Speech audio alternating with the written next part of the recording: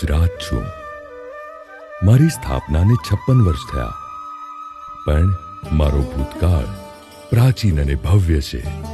પહેલા હું અપરાંત, પછી આનર્દ, લાટ અને છેલ્લે ગુર્જરના નામે ઓળખાતું, અને આજે મને સૌ ગુજરાત કહે છે. આ અવસરે હું આપને મારી યશગાથા સંભળાવું છું.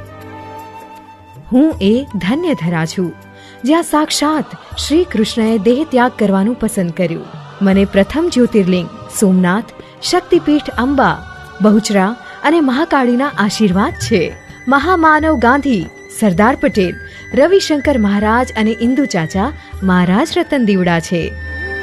મારા કચ્છનું ધોળાવીરા અને એ લોથલ, જે સિંધુ સભ્ય સંસ્કૃતિના આયોજનબદ્ધ નગર છે.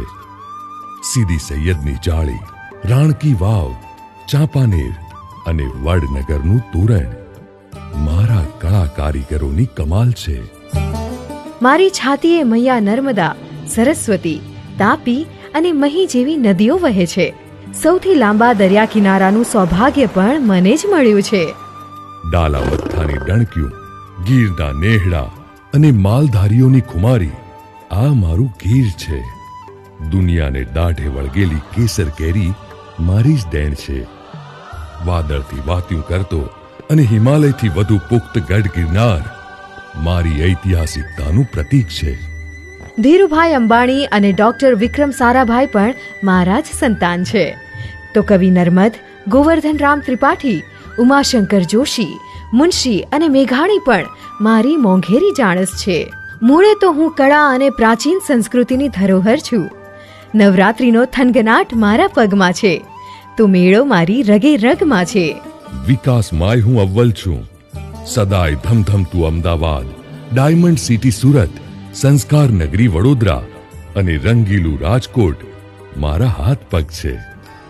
કંઈ એમ જ ઉમાશંકરે નહીં કહ્યું હોય, ભારતની ભૂમિમાં ઝાઝેરી ગુજરાત, ગુજરાત મોરી મોરી રે, મળતા મળી ગઈ મોંઘેરી ગુજરાત, ગુજરાત મોરી મોરી રે. હું છું જય જય ગરવી ગુજરાત.